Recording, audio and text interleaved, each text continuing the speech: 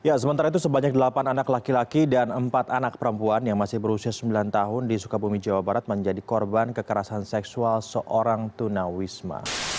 Balita yang menjadi korban penganiayaan yang diduga dilakukan oleh pacar ibu kandungnya. Pandangan KPAI tapi tadi penguatan hukuman mati. Hukuman mati. Tapi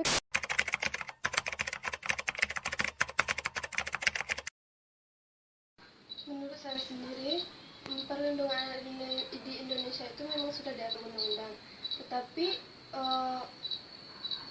belum terlaksana secara baik di Indonesia sendiri. Menurut pendapat saya, perlindungan hak anak di Indonesia itu kan udah diatur dan juga udah ada undang-undang yang mengatur tentang perlindungan hak anak apabila si anak mendapatkan kekerasan, baik itu dari keluarga ataupun dari orang luar. Nah, kalau untuk penghargaan hak anak itu berarti anak tuh orang tua tuh memberikan fasilitas-fasilitas yang sesuai untuk hak anak tersebut. Misalnya anak tuh haknya tuh sekolah, terus tuh bermain, terus tuh mendapatkan kasih sayang dari orang tua.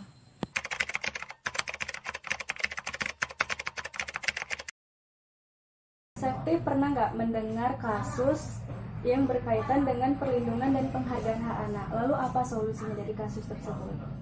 Saya pernah mendengar belakangan ini tentang perlindungan hak anak, di mana dalam saya di sosial media nih, anaknya diperlakukan seperti ditampari, dipukuli sama orang tuanya sendiri, tapi orang tuanya memang orang tua tiri.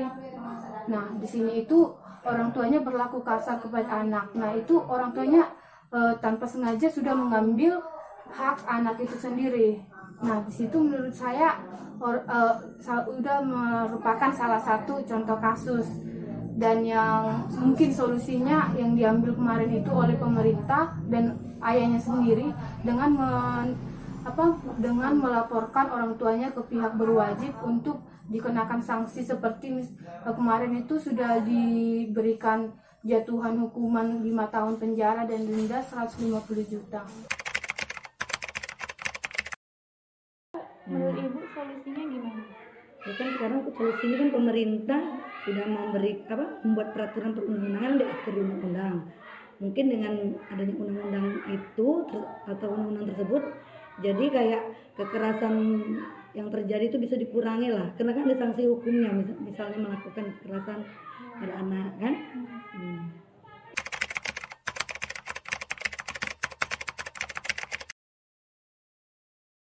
Nah, bagaimana peran Ibu sebagai guru dalam mewujudkan perlindungan dan hak anak?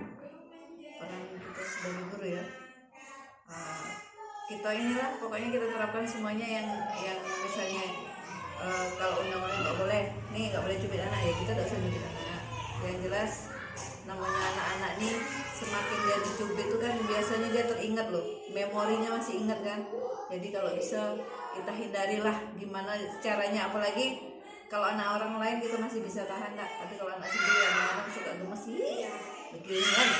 Jadi kita ini pokoknya sabar, tahan diri aja lah dulu gitu kan. Jadi di sekolah juga kayak gitu, di rumah juga sama gitu. Itu peran Ibu kan sebagai guru pendidik, itu peran Ibu untuk mewujudkan pelindungan hak anak ini bagaimana? Ya kayak di sekolah mungkin kami memberikan kenyamanan kepada anak, pendidikan, memberikan kayak biar jangan jadi, kan kekerasan itu bisa jadi dia teman sama temannya di sekolah kayak membuli kayak apa gitu kan. Jadi kita memberikan ya kayak di dalam pelajaran kita memberikan kepada anak pengarahan bahwa yang baik mana, yang tidak baik mana, seperti itu.